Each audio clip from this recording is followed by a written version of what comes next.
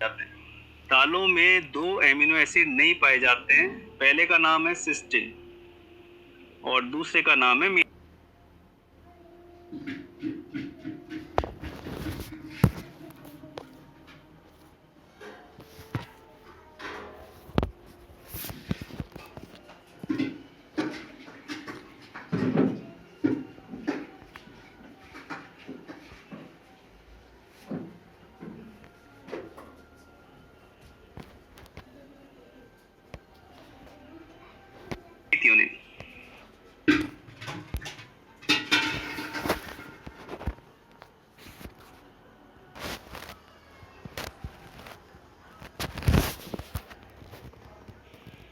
दूसरे का नाम है मीथियोनिन। दालों में 2 एमिनो एसिड नहीं पाए जाते, सिस्टीन और मीथियोनिन। Limiting mode. बात करें सीरियल्स और मेज की। सीरियल्स और मेज में एल का मतलब तो सेम ही है, लाइसिन। एल का मतलब तो सेम ही है, लाइसिन। अनाज में भी लाइसिन नहीं होता है और मक्का में भी लाइसिन नहीं पाया जाता। अब बचे टी, 2 टी। अब बच गए टी, 2 टी बच गए। यहाँ कंफ्यूजन होगा अपने को। 2 टी में किसका नाम नहीं लेना है ये तो हम पहले ही समझ गए। ठीक है, किसका नाम नहीं लेना है तुमको मालूम है। टायरोसिन का नाम तो लेना ही नहीं, ठीक, क्योंकि टायरोसिन होना सिंसिल हुआ करता है और टायरोसिन का कहीं भी ज्यादा नाम नहीं है। वो कह रहे हैं अब बच गए 2 टी, तो 2 टी में या तो थ्रियोनिन है या ट्रिप्टोफैन है। अब सीरियल्स में क्या था और मक्का में क्या था, ये एग्जाम में थोड़ा सा अपने को कंफ्यूज कर देता है। तो अपन थोड़ा सा कुछ ऐसा कंसेप्ट बना लेते हैं कि अपने को वहां याद आ जाए किसमें तो है थ्रियोनिन और किसमें है ट्रिप्टोफैन। ठीक, वो कह रहे इसके लिए ऐसा कर लो आप। ठीक, हम सभी लोग हिंदी भाषी हैं, हिंदी सबको आती है। वो कह रहे साहब मेज को हिंदी में लिख लिए मेज, थोड़ा सा कन्वर्ट करो, एक मात्रा इधर की जगह उधर कर दो, मेज से बन गया मजे। मजे जनरली हम कहाँ प्लान करते हैं, किसी ट्रिप पे। वो कह रहे साहब एक तो याद आ सकता है, 2 में से एक तो याद आ सकता है। मतलब 2 में से एक याद आ गया तो दूसरा तो हो ही गया ना। फिर टायरोसिन का नाम लेना नहीं था, बचे 2, ट्रिप्टोफैन और थ्रियोनिन। तो अगर सीरियस और मक्का में से कोई एक याद आ जाए तो काम हो जाएगा। तो बोले साहब एक है मेज, को थोड़ा सा ऐसे दिमाग में कंसेप्ट लो। मेज मतलब मजे, मजे मतलब कहाँ प्लान करते हैं हम लोग, मजे करने के लिए ट्रिप प्लान करते हैं। तो ट्रिप अगर आपके दिमाग में आ गया तो एक आपके दिमाग में आ जाएगा ट्रिप्टोफैन, दूसरा अपने आप जो बच गया that is threonine, that is threonine. तो limiting amino acid important topic माना जाता है। ठीक है, मतलब सीधा सा है, आप दालें खा रहे हो, ठीक है, आप दालें खा रहे हो बट आपको 2 चीजें नहीं मिल रही हैं, सिस्टीन और मीथियोनिन। लिमिटिंग है। आप अनाज खा रहे हो बट आपको 2 चीजें नहीं मिल रही है, लाइसिन और थ्रियोनिन। आप मक्का खा रहे हो लेकिन आपको 2 चीजें नहीं मिल रही हैं, आपको लाइसिन और ट्रिप्टोफैन, लाइसिन और ट्रिप्टोफैन। क्वेश्चन ऐसे आता है, क्वेश्चन आता है कि साहब which is the limiting amino acid in maize. Question ऐसे आएगा कि साहब which is the limiting amino acid in maize. पहला आपको लिख के देगा methionine, methionine and cysteine, and cysteine. दूसरा आपको लिख के देगा वो threonine and tyrosine, and tyrosine. एक आपको लिख के देगा लाइसिन एंड थ्रियोनिन, एक आपको लिख के देगा lysine and tryptophan, and tryptophan. Question simple सा बन के आता है कि साहब सीरियल्स, पल्सेस या मेज किसी में भी आ जाएगा, किसमें क्या नहीं पाया जाता है। तो जिसको मिनोमिक याद है उसके लिए 2 मिनट का काम है। आप कहीं भी साइड में मिनोमिक लिख लेना, पीसीएम, इधर भी पीसीएम, इधर एलटी, इधर एलटी। ठीक, पल्सेस में कौन नहीं होता, सिस्टीन और मीथियोनिन। अनाज में क्या नहीं होता, लाइसिन और थ्रियोनिन। मक्के में क्या नहीं होता, लाइसिन और ट्रिप्टोफैन, लाइसिन और ट्रिप्टोफैन। ये मिनोमिक आपने बना ही लिया था कि साहब मेज से मजे, मजे से ट्रिप और ट्रिप से आपके दिमाग में आ गया था ट्रिप्टोफैन, ट्रिप्टोफैन। तो ऐसा जो पहला ऑप्शन दिया गया है बेसिकली वो तो पल्सेस का है, वो तो पल्सेस का है। तीसरा जो ऑप्शन दिया गया है वो तो सीरियल्स का है, सीरियल्स का। तो ऑटोमेटिकली हमारा जो आंसर बच गया है लाइसिन एंड ट्रिप्टोफैन, वो हो गया मक्के का, मक्के का। इस तरीके से अमीनो एसिड से रिलेटेड इंपॉर्टेंट जो ये कांसेप्ट्स हैं इनको थोड़ा सा फिल्टर करके जाना, ठीक है, क्वेश्चन अच्छे इनसे बन जाएंगे। 5 मिनट का ब्रेक लेते हैं, वापस मिलते हैं। Thank you.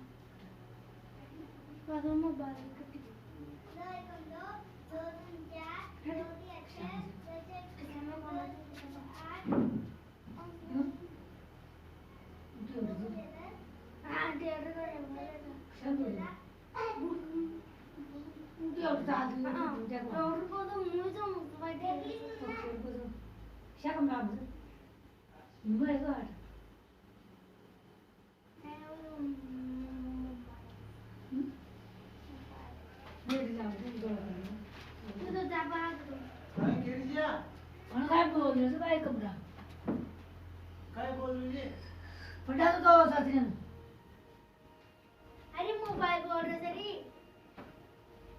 मोबाइल बोल रही हो पागल है हाँ मोबाइल बोल रही है दीदी फोन है दीदी को देख दे पूछे उसे बाहर पूछ लिया फाड़ कौन है तो तुमने मां मम्मी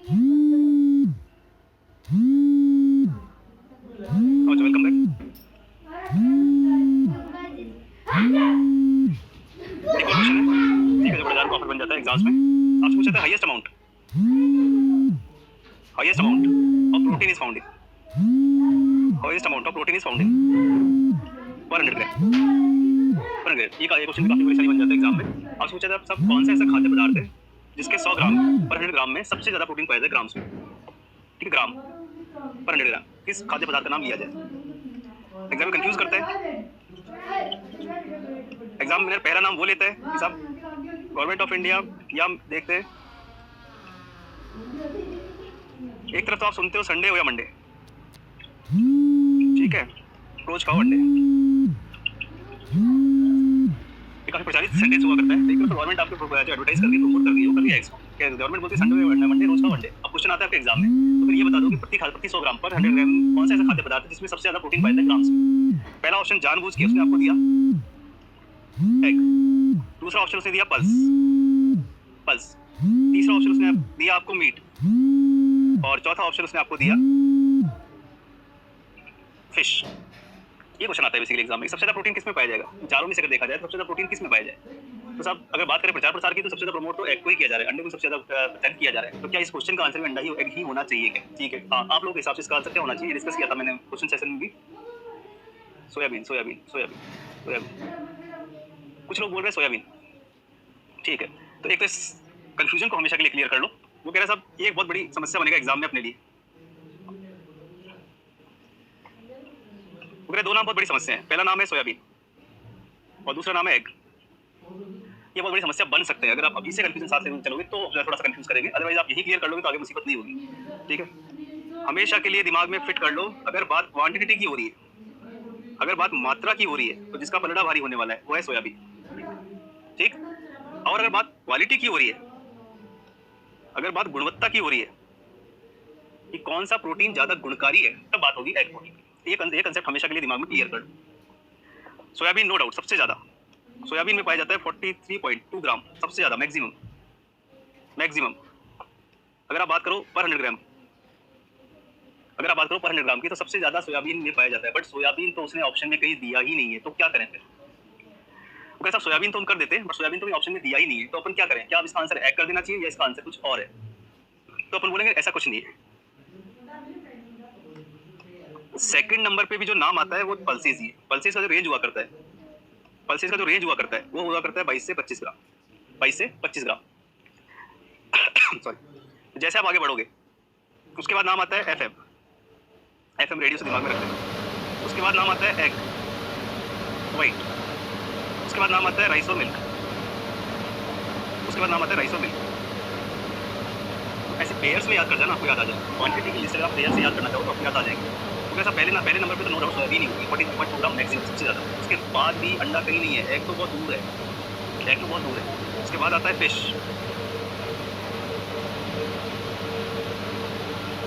उसके बाद जो नाम आता है वो है फिश, उसके बाद जो नाम आता है वो है मीट, ठीक है। एग का मतलब एग ही है, वाइट का मतलब गेहूँ, मीट। एग के दो पार्ट होते हैं, सबको पता है। एग का जो बाहर वाला पार्ट होता है वाइट, तो एग वाइट होता है, दूसरा पार्ट होता है एग येलो। दो मीनों में आप चाहो एग वाइट तो आपको दोनों याद आ जाएंगे। एग पहले नाम पहले एग है, फिर आपका राइस और फिर आपका मिल्क, फिर है राइस, फिर है मिल्क, फिर कुछ नहीं है, सिर्फ गिनती है 20 और 21, 12 और 13, 7 और 3। अगर रख सको तो लिस्ट याद रख लेना, जोड़े से याद रखना अपना के साथ टारगेट से कितना सारी क्वांटिटी को लेकर मात्रा को लेकर सबसे पहले नंबर पर हमेशा रहेगी सोयाबीन।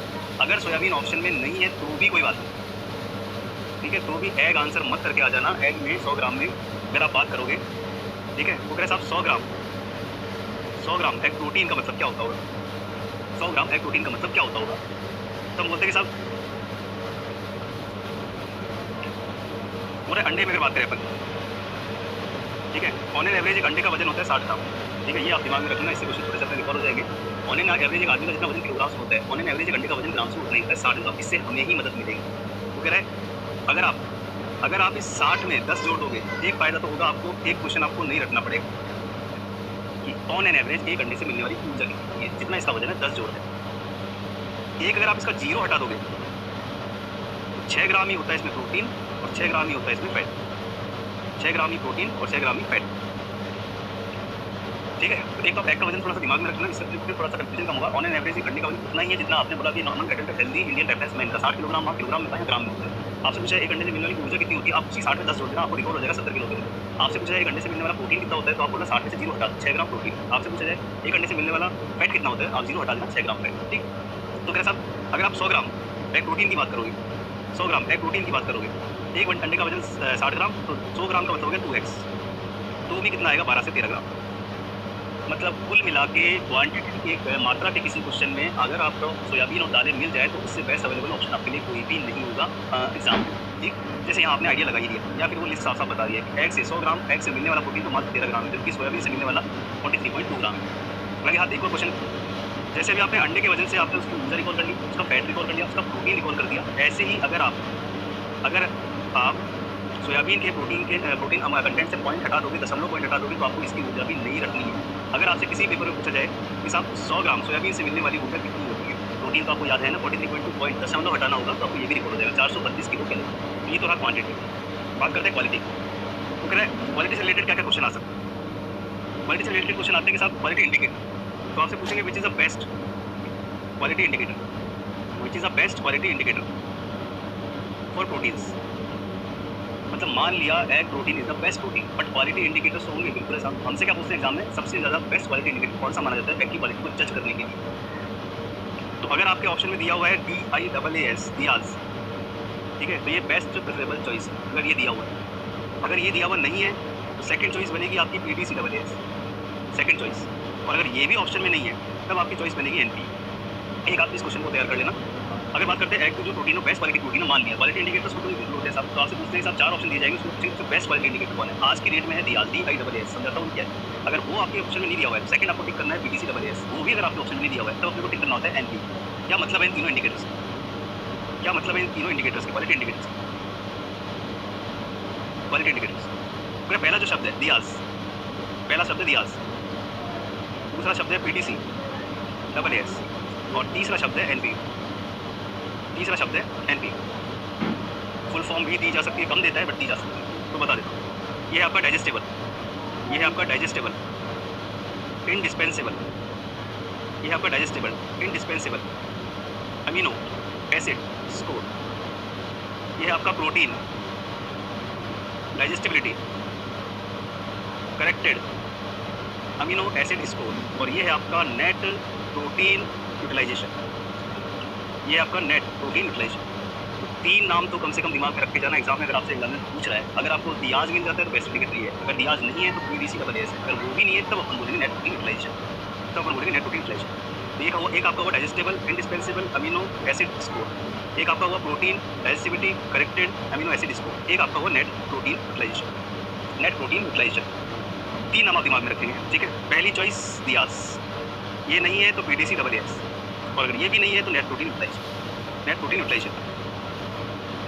और क्या क्वेश्चन बनता है, तो साहब एग को बेस्ट प्रोटीन बताने वाला एक्सप्लेन करने वाला जो ऑप्शन होता है वो होता है net protein utilisation, net protein utilisation. Egg protein का NPU, एग प्रोटीन का NPU होता है 96 मैक्सिमम, एग प्रोटीन का NPU होता है 96 मैक्सिमम, तो जैसे आपने बोला सोयाबीन में मात्रा से अगर बात करें तो 43.2 ग्राम पर 100 ग्राम सबसे ज़्यादा दुनिया में, उसके बाद डालें। ऐसे अगर आपसे कोई पूछे कि साहब एग को आप क्यों बेस्ट प्रोटीन बोलते हो, एग को आप क्यों बेस्ट क्वालिटी प्रोटीन बोलते हो, बेस्ट क्वालिटी प्रोटीन, तो आपको बोलना है क्योंकि साहब इसका जो NPU वैल्यू है, नेट प्रोटीन यूटिलाइजेशन वैल्यू है, वो है मैक्सिमम 96, ठीक है।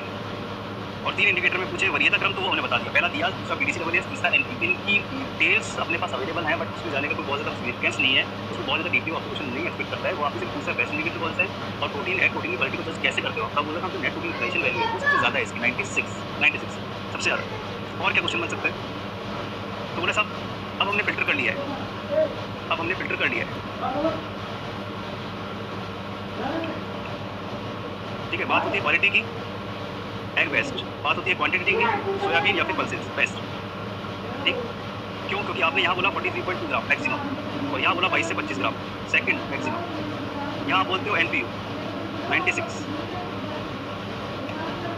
और फिर सुन लेना, अगर ऑप्शन में 96 नहीं है और 100 है चलेगा, अगर ऑप्शन में 96 नहीं है उसने 100 दिया हुआ है तो वो भी चलेगा, उसको करने की बुराई नहीं है, ठीक है। बेस्ट प्रेफरेबल चॉइस रहेगी आपकी 96, ये मिल जाए तो ठीक है, नहीं तो आप 100 भी करके आ सकते हो। अगर उसने 96 आपको नहीं दिया है। NPU की लिस्ट में अगर बात करें तो सेकंड नंबर पे आता है मिल्क, कॉम मिल्क, उसके बाद आता है मीट, उसके बाद आता है फिश, उसके बाद आता है राइस, ठीक है। और सोयाबीन तो बहुत दूर है, सोयाबीन तो बहुत दूर है, मात्र 55, सोयाबीन का होता है मात्र 55, ठीक। इसका आप चाहो तो याद रख सकते हो। काउ मिल्क का 81 है, इसका 79 है, इसका 77 है, इसका 65 है, ये आपकी श्रद्धा पे, चाहो तो आप याद रख सकते हो, चाहो तो ना रखो। पल्सेस की बात करें, पल्सेस का भी बहुत कम होता है, 45 से 50, 45 से 50।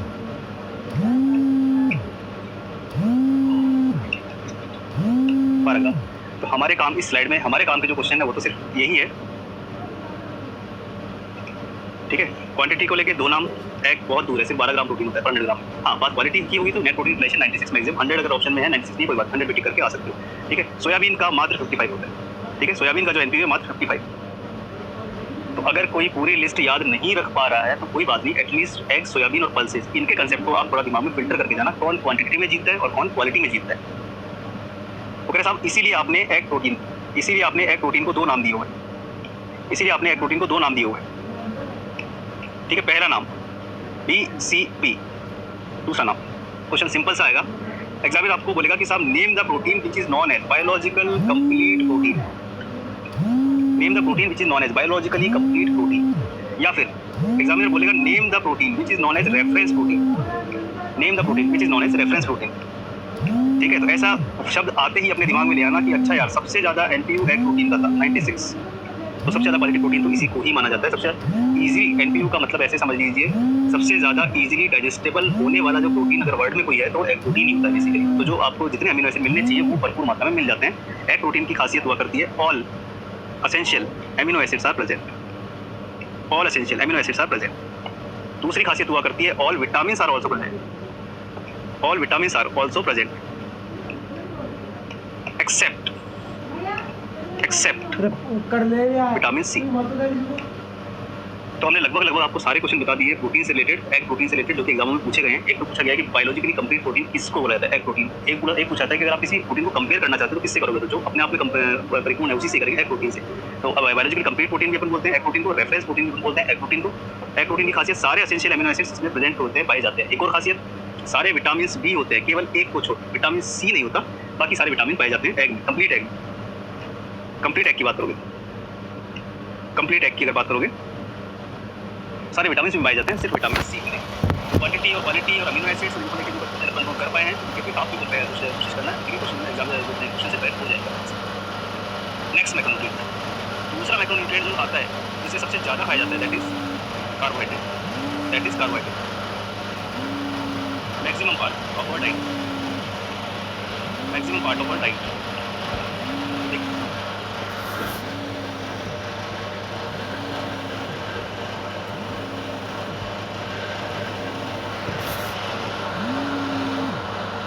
लेकिन ऊर्जा की फॉर्म में, कैलोरीज की फॉर्म में कितना 50 से 70% maximum part of diet carbohydrate से लेकर अच्छे क्वेश्चन क्या देखेंगे एग्जाम में, तो उससे हिसाब कार्बोहाइड्रेट पूर्ति क्या बोला है, कार्बोहाइड्रेट पूर्ति क्या बोला है ये बता दो।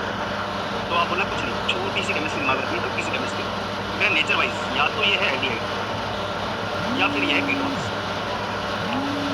मैं वापस दोहरा देता हूँ, या तो एल्डिहाइड या कीटोन, दोनों कभी कोई भी कार्बोहाइड्रेट या तो एल्डिहाइड होगा या फिर कीटोन होगा। कोई और खासियत?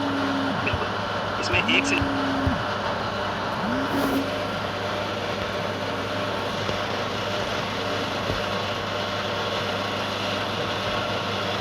ज़्यादा पाए जाते हैं OH, एक से ज़्यादा पाए जाते हैं OH, ठीक है, जिसे आप बोलना पसंद करते हो हाइड्रोक्सिल। अगर आपसे कोई पूछे प्रोटीन को एक शब्द में बता दो तो आप बोलना साहब ऐसा कोई एल्डिहाइड या फिर ऐसा कोई कीटोन जिसमें एक से ज़्यादा OH पाए जाते हैं, पॉलीहाइड्रोक्सी एल्डिहाइड या फिर पॉलीहाइड्रोक्सी कीटोन। जैसे ग्लूकोज एग्जाम्पल होता है पॉलीहाइड्रोक्सी एल्डिहाइड, और जो एग्जाम्पल होता है वो होता है पॉलीहाइड्रोक्सी कीटोन। इतनी केमिस्ट्री तो आपसे एक्सपेक्ट करता है, इतनी तो आप दिमाग में रख के जाना कि कार्बोहाइड्रेट को डिफाइन कैसे करें। कोई भी एल्डिहाइड या फिर कीटोन जिसमें एक से ज़्यादा OH हाइड्रोक्सिल ग्रुप पाए जाते हैं, उस कंपाउंड को अपन नाम पसंद करते हैं कार्बोहाइड्रेट। जैसे एल्डिहाइड ग्लूकोज एग्जाम्पल है, कीटोन ग्लूकोज एग्जाम्पल है, इतना डीप आपसे नहीं पूछ रहा कोई भी। उसका क्लासीफाई करने का तरीका लगभग हमने सब पढ़ा हुआ है, ठीक।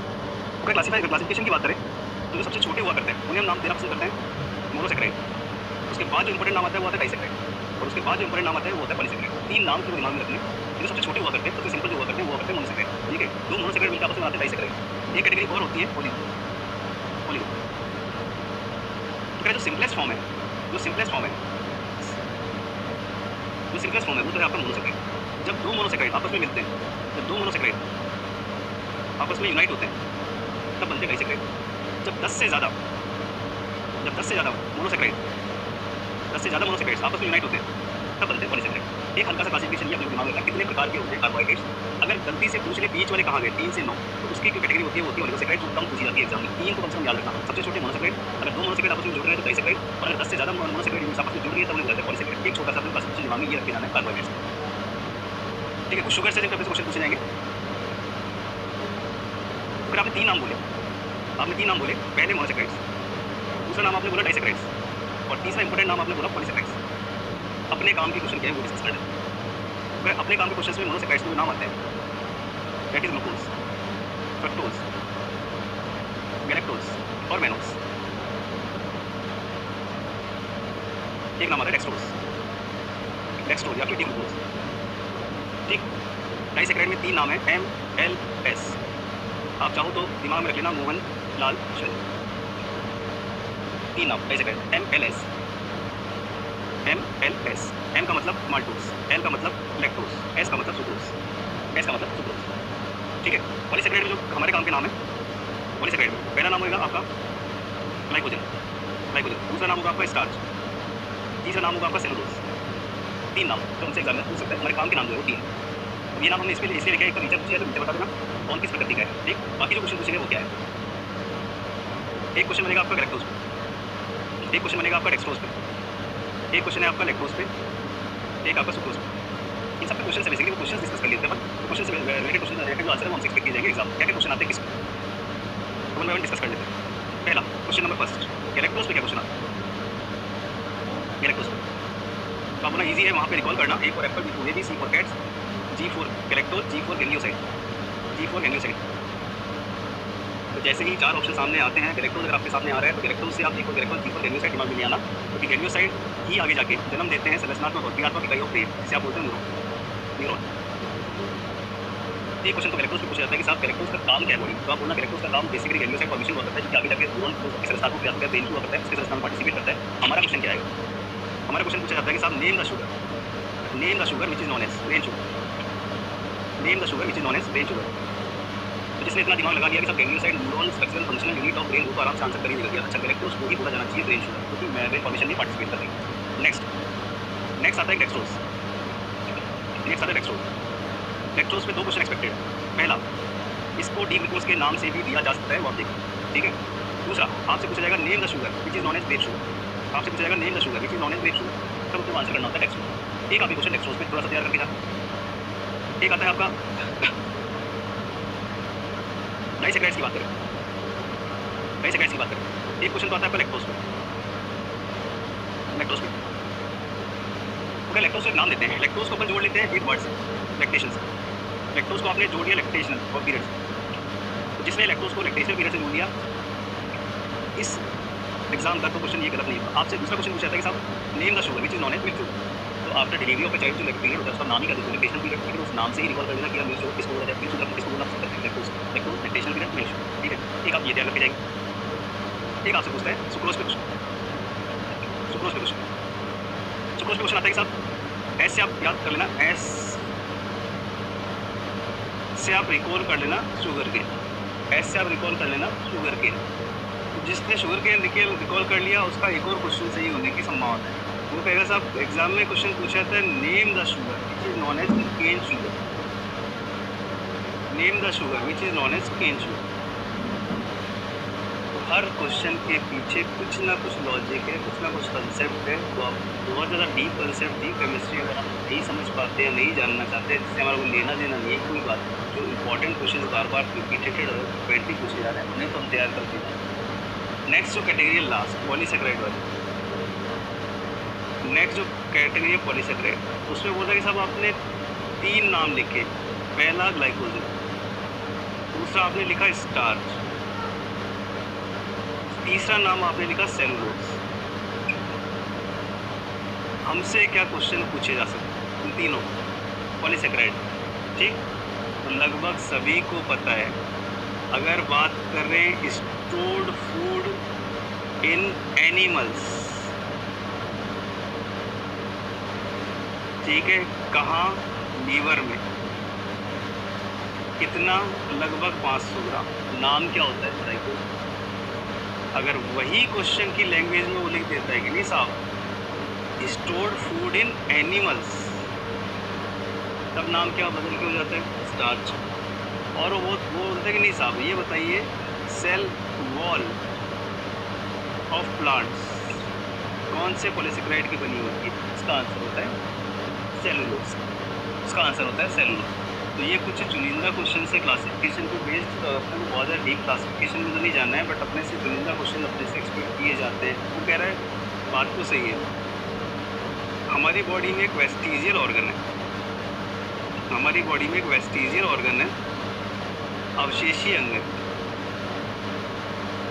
अवशेषी अंग। नाम आप देना पसंद करते हो अपेंडिक्स,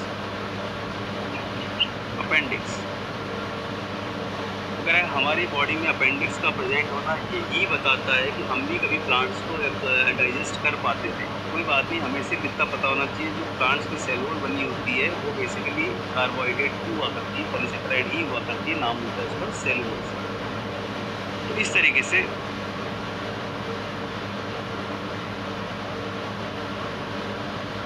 वो ये कह रहे हैं कुछ नहीं, इस क्लासिफिकेशन में बस आपको थोड़ा सा ये आइडिया होना चाहिए। छोटे से तो सिंपल मोनोसेक्राइड होते हैं, 2 अगर मिलते हैं तो ट्राइसेक्राइड बनते हैं, 10 से ज़्यादा मिलते हैं तो पॉलीसेक्राइड मिलते हैं। हमारे काम की जो क्वेश्चन है वो हमने डिस्कस करते हैं। अगर हमसे पूछ लिया जाता है कभी भी किसी भी एग्जाम में साहब किसको बोले ब्रेन शुगर, तब बोल देना G for galactose, G for ganglioside, ganglioside मतलब न्यूरॉन, न्यूरॉन मतलब ब्रेन शुगर बोला जाना चाहिए गैलेक्टोज। आपसे पूछे जाए किससे बोला जाए ग्रेप शुगर, तो आप बोल देना ग्रेप शुगर। अंगूर में बोलता है तो मात्रा पाई जाएगी शुगर, तब बोलते हैं डेक्सट्रोज या फिर डी ग्लूकोज। आपसे बोला जाए किस शुगर को बोला जाता है मिल्क शुगर, तो आप बोल देना लैक्टेशनल पीरियड मतलब लैक्टोज, टेस्ट मिल्क में लैक्टोज सबसे ज़्यादा कंटेंट पाया जाता है, शर्करा के फॉर्म में मिल्क शुगर नाम दिया जाता है। सुक्रोज, तो आप बोलना एज फॉर शुगर केन, उसी को आप वर्ड को उल्टा करोगे तो आपको याद आ जाएगा केन शुगर। आपसे पूछेगा स्टोर्ड फूड इन एनिमल्स, तब बोल देना ग्लूकोज। आपसे पूछे स्टोर्ड फूड इन प्लांट्स, तब बोल देना आप स्टार्च। आपसे पूछे सेल वॉल ऑफ प्लांट्स, तब आप बोल देना सेल। तो कार्बोहाइड्रेट्स में इस क्लासिफिकेशन पे बेस्ड जो इनडायरेक्टली क्वेश्चन हमसे पूछे जाते हैं न्यूट्रिशन की फॉर्म में, ये मेजर क्वेश्चन है, इनको तो अपने को स्किप करके नहीं जाना है। बाकी डीप ज़्यादा केमिस्ट्री की बात हम करेंगे। नेक्स्ट एक लास्ट जो इम्पोर्टेंट पार्ट बच जाता है कार्बोहाइड्रेट्स, उसका नाम है फाइबर्स, उसका नाम है फाइबर्स। फाइबर्स को समझना मुश्किल नहीं है। फाइबर्स का मतलब मार्केट में जाके देख लेना, एक ड्रग की फॉर्म है, डाइटरी फॉर्म में एक बेसिकली इसबगोल मिला करता है, इसबगोल फाइबर्स ही होते हैं, ठीक है, फाइबर्स ही होते हैं। तो आप तो सिर्फ इतना सा ध्यान रखना, non starch polysaccharides non starch polysaccharides. आप तो किसी भी एग्ज़ाम में सिर्फ इतना ध्यान रखना, फाइबर्स जो हुआ करते हैं वो बेसिकली कार्बोहाइड्रेट ही हुआ करते हैं। कार्बोहाइड्रेट में कौन से हुआ करते हैं? पॉलीसेकेराइड हुआ करते हैं। स्टार्च का अमाउंट इनमें कम पाया जाता है। तो किसी भी एग्जामिनर में एग्ज़ाम में अगर फाइबर्स पे क्वेश्चन आ रहा है तो समझ जाना बेसिकली उसकी जो नेचर है वो क्या है, कार्बोहाइड्रेट्स हुआ करते हैं फाइबर्स में। और क्या क्वेश्चन पूछे जाते हैं फाइबर्स पे? एक क्वेश्चन पूछा जाता है, जैसे आपने बोला 1 ग्राम फैट से 9 किलो कैलोरी, 1 ग्राम प्रोटीन या कार्बोहाइड्रेट से 4 किलो कैलोरी, 1 ग्राम एल्कोहल से 7 किलो कैलोरी। तो फाइबर्स से भी ऊर्जा मिलती है, बिल्कुल मिलती है। 1 gram of fibres, 1 gram of fibres अगर आपसे पूछा जाए किसी भी एग्ज़ाम में तो मिलने वाली ऊर्जा है 2 किलो कैलोरी। 2 किलो कैलोरी, ये आपको दिमाग में याद रख के जाना है, 2 किलो कैलोरी। और क्वेश्चन क्या पूछा जाता है? ठीक है, और क्वेश्चन पूछा जाता है इंडिकेशन, कहाँ यूज़ किया जाता है फाइबर्स? इंडिकेशंस, इंडिकेशंस कहाँ यूज़ किया जाता है फाइबर्स को? ठीक है, तो पहला नो डाउट, पहला कॉन्स्टिपेशन, पहला कॉन्स्टिपेशन। दूसरा डायरिया में भी किया जा सकता है, डायरिया में भी किया जा सकता है, ऐसा कुछ नहीं, दोनों में यूज़ किया जाता है। कॉन्स्टिपेशन में भी यूज़ किया जाता है, डायरिया में यूज़ किया जाता है। इम्पॉर्टेंट जो इसका वो है, मेन जो इसका इंडिकेशन है वो तो कॉन्स्टिपेशन। ठीक है, थर्ड और कोई यूज़? प्रिवेंशन, प्रिवेंशन के पॉइंट ऑफ व्यू से, प्रिवेंशन के पॉइंट ऑफ व्यू से, ठीक है, डायबिटीज़ हुआ, ओबेसिटी हुआ, ठीक है, आपका कॉर्नरी हार्ट डिजीज़ हुआ, इसमें भी यूज़ किया जाता है फाइबर्स को। एक होता है इसका आरडीए, इसका आरडीए होता है 40 grams per day, 40 grams per day. और सबसे ज़्यादा किस में पाया जाता है? Richest source, richest source. तब हम नाम लेते हैं फेनुग्रिक सीड्स, फेनुग्रिक सीड्स।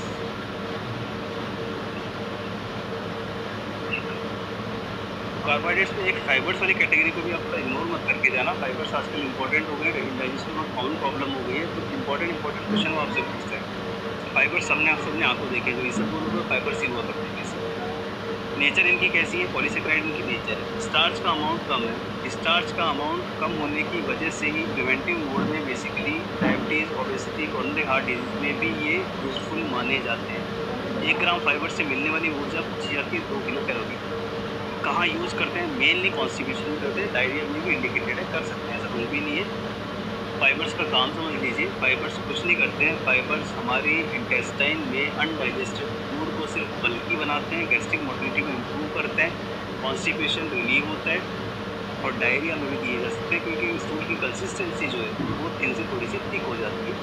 दूसरा, क्योंकि ये फूड को एब्जॉर्ब होने से रोक रहे हैं, न ग्लूकोज आ रहा है न कोलेस्ट्रॉल जा रहा है जितना जाना चाहिए। तो प्रिवेंटिंग मोड में diabetes, hypertension, coronary heart disease, obesity, इनको भी बेसिकली प्रिवेंट करते हैं। फाइबर्स को भी आप थोड़ा सा देख जाना। रिचेस्ट सोर्स ऑफ फाइबर पूछा जाता है, तो सबने सुना हुआ है मेथी, मेथी, ठीक है। तो जो मेथी हुआ करती है उसके सीड्स, उसके जो बीज हुआ करते हैं, उसमें सबसे ज़्यादा फाइबर कंटेंट पूछा जाता है। क्वेश्चन आता है रिचेस्ट सोर्स ऑफ फाइबर्स, होगा मेथी ही, पर नाम आएगा अंग्रेजी फेनुग्रिक सीड्स, ठीक है। तो आप बोल देना A for apple, B for baby, C for cat, F for fibres, F for fenugreek seeds, F for fenugreek seeds. Recommended RDA पूछे, आरडीए होता है 40 ग्राम्स पर डे, फाइबर्स का 40 ग्राम्स पर डे। तो इतना कार्बोहाइड्रेट्स के बारे में आप थोड़ा सा जरूर से पढ़ के जाएँ, ठीक है। इससे कम पे तो काम नहीं चले। लास्ट मैक्रोन्यूट्रिएंट जो बचते हैं, these are fats, these are fats, lipids. Last जो मैक्रोन्यूट्रिएंट बचते हैं आपके, these are fats, lipids. Lipids से क्या एक्सपेक्ट करते हैं? लिपिड्स में क्या एक्सपेक्ट करता है हमसे एग्जाम में? मेन एस्पेक्ट उनको बताते हैं, डिस्कस करते हैं। क्वेश्चन नंबर फर्स्ट, पहला आपसे पूछा गया किसी एग्जाम में, which is the concentrated, which is the concentrated source of energy for human beings, for human beings. तो यह क्वेश्चन की लैंग्वेज थोड़ा पढ़ जाना। कंसंट्रेटेड का मतलब इटर्नल, कंसंट्रेटेड मतलब हिडन। एक ही क्वेश्चन आया हुआ है, विच is the concentrated source of energy for human being. मतलब रेगुलर यूज नहीं हो रहा है, रेगुलर तो ग्लूकोज यूज होता है, कार्बोहाइड्रेट यूज होता है, लेकिन अगर आप फास्टिंग में हो, स्टारवेशन में हो, या किसी भी वजह से ग्लूकोज नहीं ले पा रहे हो, तब सोर्स ऑफ एनर्जी क्या बनेगा? तब हमारी जुबान पे जो नाम आता है वो होता है fats. Concentrated source of energy, maximum energy प्रति ग्राम 9 किलो कैलोरी हिडन। नेक्स्ट वो क्या क्वेश्चन एक्सपेक्ट करता है आपसे? नेक्स्ट एग्जामिनर बोलता है कि साहब अगर बात करें कितना होना चाहिए बॉडी वेट का, तो आप बोलते हैं 15 to 20% of body weight, 15 to 20% of body weight. जैसे आपने प्रोटीन में बोला 20% of body weight ideally protein होना चाहिए बॉडी वेट का, तो फैट भी आप दिमाग में रखेंगे 15 से 20% ऑफ बॉडी वेट जो हुआ करता है दैट इज फैट्स, लिपिड्स। और क्या क्वेश्चन पूछे जाएंगे हमसे? लिपिड्स।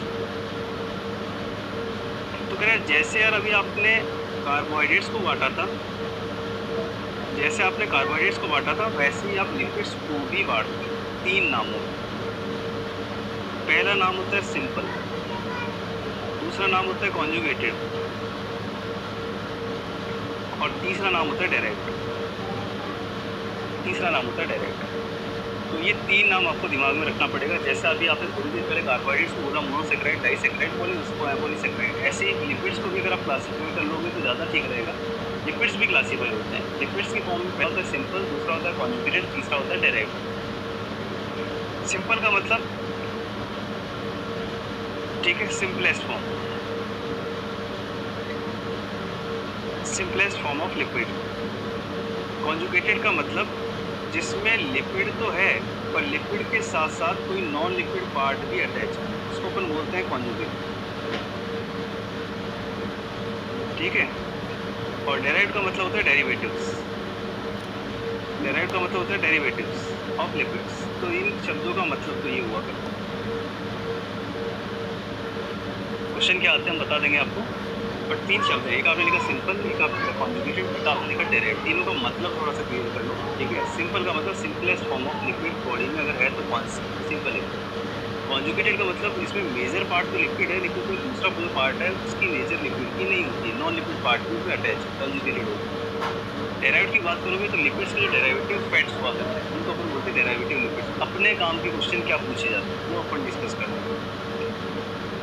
पहला क्वेश्चन आपसे पूछते हैं most abundant form of lipids in our body. Simple में तो एक क्वेश्चन बार बार रिपीट होता है, हमारे शरीर में लिपिड की कौन सी फॉर्म सबसे ज़्यादा प्रचुर मात्रा में पाई जाती है? सबसे ज़्यादा मोस्ट अबंडेंट। अबंडेंट का मतलब प्रचुर मात्रा, प्रचुर मात्रा। तब आपकी जुबान पे नाम होना चाहिए ट्राइग्लिसराइड्स। ट्राइग्लिसराइड्स।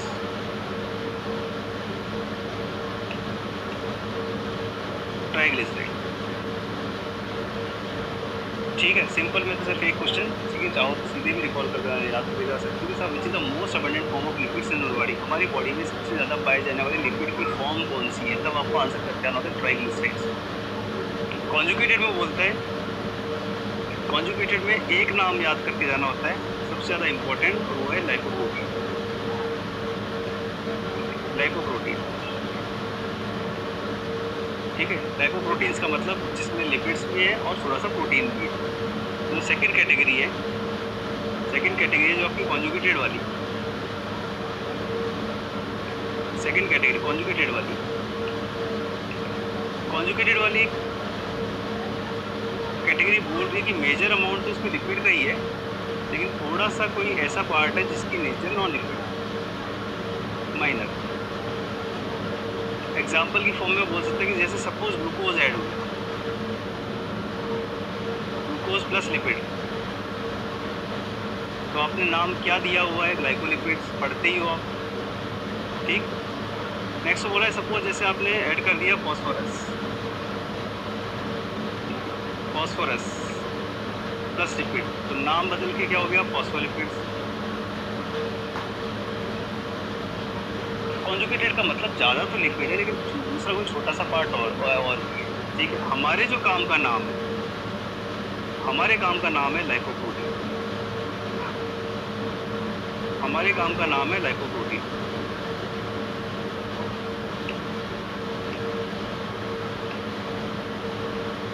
लाइपोप्रोटीन्स के नाम के लास्ट में प्रोटीन आ रहा है, इसका मतलब ये मत समझ जाना कि ये प्रोटीन हुआ करता है, ठीक है। इसका बेसिकली जो कैटेगरी है वो कॉन्जुगेटेड लिपिड है, इसमें ज़्यादा लिपिड है लेकिन थोड़ा सा प्रोटीन इस पार्ट में होता है। दो इसकी वैरायटी है जिस पे क्वेश्चन बनता है, 3 वैरायटी है। एक आप बोलते हो हाई डेंसिटी लाइपोप्रोटीन HDL, एक आप बोलते हो लो डेंसिटी लाइपोप्रोटीन LDL, एक आप बोलते हो very low density lipoprotein PLD। 3 शब्द आप बोलते हो। हमारे लिए क्वेश्चन क्या बनता है? हमारे लिए क्वेश्चन बनता है कि साहब एग्जामिनर आपसे पूछता है कि कार्डियक बेनिफिट्स के हिसाब से, हमारे लिए क्वेश्चन बनता है कार्डियक बेनिफिट्स के हिसाब से, कार्डियक बेनिफिट्स के हिसाब से, ठीक है, किसका लेवल क्या होना चाहिए। इतना सा क्वेश्चन आपसे एग्जाम में पूछा जाता है कि कार्डियक बेनिफिट्स के हिसाब से या कोरोनरी हार्ट डिजीज़ के या कोलेस्ट्रॉल डिपोजिशन के प्रिवेंशन के हिसाब से किसका लेवल क्या होना चाहिए। जिसके नाम में हाई आ रहा है उसका तो होना चाहिए लेवल ज़्यादा, और जिसके नाम में लो या वेरी लो आ रहा है उसका लेवल होना चाहिए कम। एक छोटी सी बात आप दिमाग में रख के जाना, ये बार बार रिपीट होता है क्वेश्चन कि साहब HDL, LDL, VLDL के सीरम लेवल्स को लेकर बात करें prevention of coronary heart disease, कौन होना चाहिए ज़्यादा, कौन होना चाहिए कम। जिसके नाम में हाई आ रहा है वो होना चाहिए ज़्यादा, जिसके नाम में लो या वेरी लो हो रहा है उसको जो लेवल होना चाहिए वो होना चाहिए कम। तीसरी जो कैटेगरी है डेराइव लिपिड की, तीसरी जो कैटेगरी है वो है डेराइव लिपिड्स। तीसरी जो कैटेगरी लास्ट वो बनती है डेराइव लिपिड्स, मतलब लिपिड्स को तोड़ा जाए बेसिकली तब की बात। तो कह रहे साहब क्वेश्चन क्या क्या इंपॉर्टेंट माने जाते हैं। एक तो आपसे पूछा जाएगा कि साहब लिपिड को बेसिकली तोड़ने वाले एंजाइम का नाम क्या, तो अपन बता देंगे लाइपेज, ठीक। बनने वाले प्रोडक्ट कौन कौन से, तो आप बोलोगे एक तो बनता है फैटी एसिड्स, एक तो बनता है फैटी एसिड्स और दूसरा बनता है ग्लिसरॉल, दूसरा बनता है ग्लिसरॉल। फैटी एसिड ही आगे जाके जन्म देते हैं कोलेस्ट्रॉल, और कोलेस्ट्रॉल ही आगे जाके जन्म देते हैं बाइल एसिड्स या फिर बाइल सॉल्ट्स, बाइल सॉल्ट्स, ठीक। तो डेराइव्ड का मतलब होता है फैट लिपिड से टूटकर बनने वाले लिपिड्स कौन कौन से हैं। तो आपको ज़्यादा नामों पे दिमाग नहीं लगाना है। पहला नाम डेराइवेटिव में आपने देखा कौन बन रहा है, फैटी एसिड। दूसरा नाम डेराइवेटिव में कौन बन रहा है, कोलेस्ट्रॉल। और तीसरा नाम डेराइवेटिव में कौन बन रहा है, बाइल एसिड्स या फिर बाइल।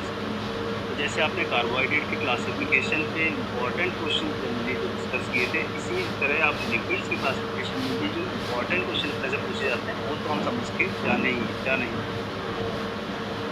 तो करें आपने 3 भागों में बांटा, सिंपल, कॉन्जुगेटेड और डेराइव्ड। सिंपल में आपसे क्वेश्चन पूछा जाता है which is the most abundant form, जुबान पे नाम होना चाहिए ट्राइग्लिसराइड, सबसे ज़्यादा पाए जाने वाला, प्रचुर मात्रा में पाया जाने वाला form lipid simple form that is triglyceride. Next आपसे पूछा गया कॉन्जुगेटेड। कॉन्जुगेटेड का मतलब ज़्यादा लिपिड है लेकिन दूसरा कोई पार्ट है वो भी है नॉन लिपिड नेचर का, कम मात्रा में। जैसे ग्लूकोज होता है तो ग्लाइकोलिपिड, फॉस्फोलिपिड। हमारे काम का जो शब्द है वो है लाइकोप्रोटीन। नाम में प्रोटीन आ रहा है लेकिन पूरे लिपिड से कॉन्जुगेटेड कैटेगरी 2 से मिलती है। कार्डियक डिजीज़ के प्रिवेंशन के हिसाब से, कोरोनरी हार्ट डिजीज़ के प्रिवेंशन के हिसाब से, कोलेस्ट्रॉल के प्रिवेंशन के हिसाब से आपसे पूछेगी सर HDL, LDL, VLDL किसका लेवल कैसा, जिसके नाम में हाई ज़्यादा, जिसके नाम में लो या वेरी लो उसका लो, उसका लेवल कम। डेराइवेटिव का मतलब लिपिड्स के आगे अगर हम बात करो, लाइपेज जब लिपिड्स पे एक्ट करता है तो कौन कौन से मेन लिपिड डेराइव होते हैं, जनरेट होते हैं। पहला जो नाम आता है वो आता है आपका फैटी एसिड, सबसे फर्स्ट नाम जो आता है फैटी एसिड्स। फैटी एसिड्स ही आगे जाके बनाते हैं कोलेस्ट्रॉल, कोलेस्ट्रॉल ही आगे जाके बनाते हैं बाइल एसिड्स या फिर बाइल सॉल्ट्स। 3 नाम ये अपने को दिमाग में रखने, इससे ज़्यादा डीप केमिस्ट्री नहीं जाएगा वो, बट इस पर बेस्ड क्वेश्चन आपको जरूर पूछे जाएंगे। जैसे अगर आपसे पूछ ले कि sir which is the precursor of bile acid, तो आप बता देना कोलेस्ट्रॉल। अगर आपसे पूछे which is the precursor of cholesterol, तो आप बता देना फैटी एसिड। इस तरह के क्वेश्चन देखे गए हैं एग्जाम्स में क्लासिफिकेशन को लेकर। इनको आप थोड़ा सा क्लियर करके रखना क्लासिफिकेशन। नेक्स्ट नेक्स्ट फाइनली वो बोलते हैं कि साहब आपने लिपिड्स को अभी अभी जब ठीक है तोड़ा तो जो पहला इम्पोर्टेंट नाम आपकी जुबान पे है that is fatty acids. Fatty acids, fatty acid.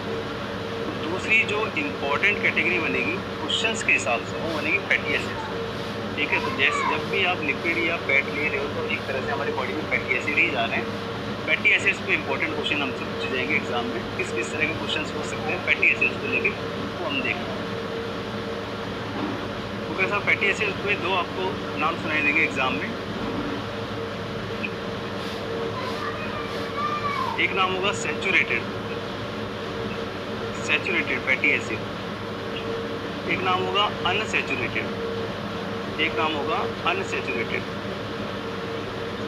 Fatty acid, एक नाम होगा सैचुरेटेड फैटी एसिड, एक नाम होगा अनसैचुरेटेड फैटी एसिड। इस पे क्या क्वेश्चन आते हैं हम थोड़ा सा देख लेते हैं।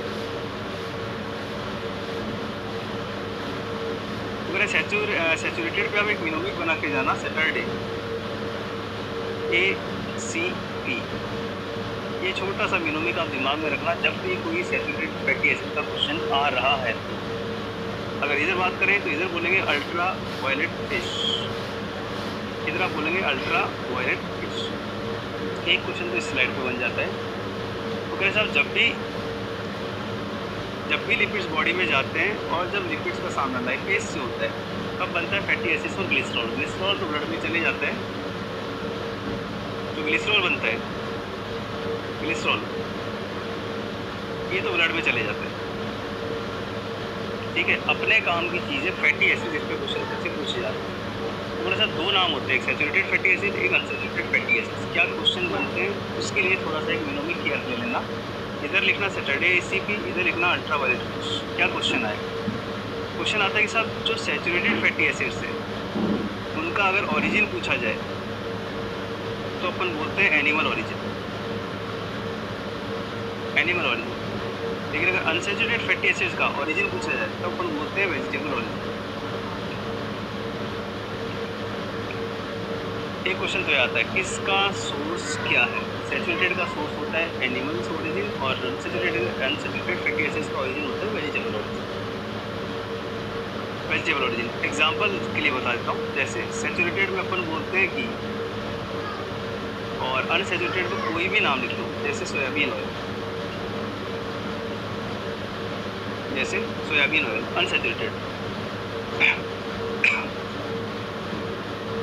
ठीक, लेकिन कुछ अपवाद भी हैं।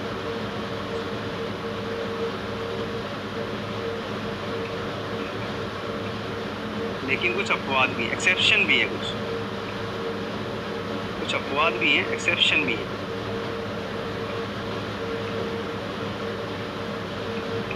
एक्सेप्शन भी,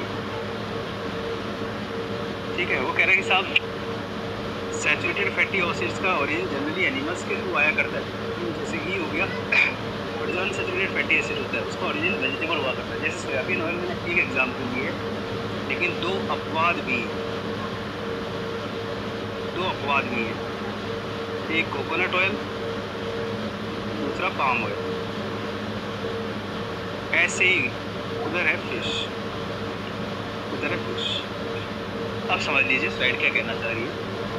स्लाइड कह रहे हैं सब जैसे ही लिपिड आपकी बॉडी में जाएंगे लाइपेज एंजाइम जहाँ भी फेस होगा टूटेंगे ही बनेगा फैटी एसिड। फैटी एसिड या तो होगा सैचुरेटेड या फिर होगा अनसैचुरेटेड। फैटी एसिड्स को लेकर बाकी क्वेश्चन क्या पूछे जाते हैं। Saturated fatty acid animal origin हुआ करता है जनरली, लेकिन दो एक्सेप्शन भी हैं जो नेचर में तो सैचुरेटेड है लेकिन आते कहाँ से, वेजिटेबल सोर्स से। उसमें एक नाम आपको याद रखना है कोकोनट ऑयल, दूसरा नाम आपको याद रखना है पाम ऑयल। ये दोनों माना वेजिटेबल है बट इनका जो फैट होता है वो सैचुरेटेड फैट हुआ है। दूसरा नाम लिखा आपने unsaturated fatty acid. Generally unsaturated fatty acid जो हम घरों में खा रहे हैं, सरसों का तेल, सोयाबीन का तेल, ठीक है, रिफाइंड ऑयल, ये सारे बेसिकली वेजिटेबल ओरिजिन ही हुआ करते हैं। ये सारे जो ऑयल्स हैं ये हुआ करते हैं अनसैचुरेटेड फैटी एसिड। बट एक अपवाद है, फिश जो ऑयल हुआ करता है, फिश ऑयल माना एनिमल ओरिजिन है लेकिन इसका कंटेंट जो हुआ करता है वो अनसैचुरेटेड फैट रहा करता है। तो सोर्सेज को लेकर थोड़ा सेफ रहना। सैचुरेटेड का मतलब एनिमल, अनसैचुरेटेड का मतलब वेजिटेबल्स, लेकिन अपवादों के साथ। सैचुरेटेड में है आपका कोकोनट ऑयल और पाम ऑयल और आपका अनसैचुरेटेड में है आपका फिश ऑयल। ठीक है, इन सब कहानियों के साथ मेजर मैक्रोन्यूट्रिएंट्स ऊपर ने कवर कर लिया है। ठीक है, नेक्स्ट क्लास में जो छोटा मोटा पार्ट बच गया विटामिन मिनरल्स और इन सब का, वो हम नेक्स्ट क्लास में कंसिडर कर लेंगे। ठीक है, आज के लिए थैंक यू वेरी मच।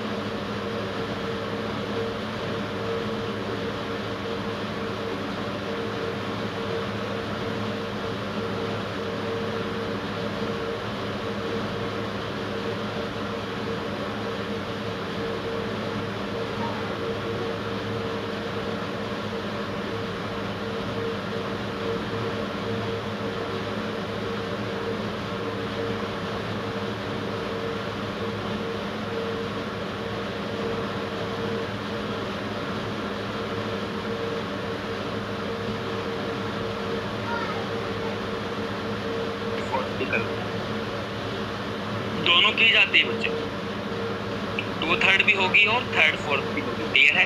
तो देखो बेसिक यहाँ से आपको जो मैं बता रहा हूँ आप लोगों को वेरी वेरी इंपॉर्टेंट है, ध्यान से सुन लेना।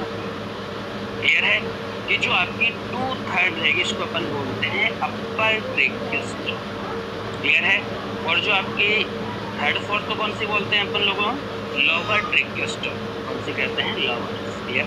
अब किसके ऊपर और किसके नीचे, देखो सुना होगा, ये पढ़ा होगा आप लोगों ने, जो आपका ट्रेकिया होता है, इस पढ़ा है आप लोगों ने, ऐसी बात नहीं है कि ट्रेकिया के आइदर साइड के अंदर ग्लैंड पाई जाती है जो आपकी नेक में होती है, थायराइड ग्लैंड। क्लियर है? बिल्कुल। ये सुनो, अब देखो आपको बताया कि जो थायराइड ग्लैंड आपको अटैच रहती है, किससे रहती है? Attach by the isthmus. ध्यान रखना हमेशा कि अगर आपसे एग्जाम में बोला जाता है कि जो अपर ट्रेकियोस्टोम किसके ऊपर होती है? Above isthmus of the thyroid glands. Clear है? लोअर कौन सी होगी? Below the isthmus of thyroid gland. Clear है? बिल्कुल। तो सिंपल मैं बता रहा हूँ कि आपको मोस्ट कॉमन कौन सी करियर, मोस्ट कॉमन का देखो मतलब क्या होता है कि जैसे आप लोग ट्रेकियोस्टोमी करते हो तो इंसिजन लगाते हैं, और हमेशा ध्यान रखना कि अपर के अंदर जो इंसिजन लगाया जाता है वो कौन सा होता है? हॉरिजॉन्टल। क्लियर है? लोअर में कौन सा लगाते हैं अपन लोग? Vertical incision. सुन लेना ध्यान से, अपर में हॉरिजॉन्टल और लोअर में कौन सा रहेगा आपका? Vertical incision. क्लियर है? बिल्कुल। अब देखो जो बता रहा हूँ कि अपन जब ट्रेकियोस्टोमी करते हैं तो मोस्टली क्या परफॉर्म करते हैं? आपने देखा होगा कि जब आपने काम किया है कि tracheostomy mostly perform in the emergency condition. Emergency condition में अपन मोस्टली परफॉर्म करते हैं। ये सुनो, तो अगर हम आपको बेसिक बस यहाँ पे सिंपल देखो मैं याद रखने का तरीका बता रहा हूँ आप लोगों को कि इमरजेंसी में आप लोग प्रोसीजर परफॉर्म करोगे, इंसिजन या आपका ट्रेकिया को ज़्यादा ओपन करोगे, कम ओपन करोगे।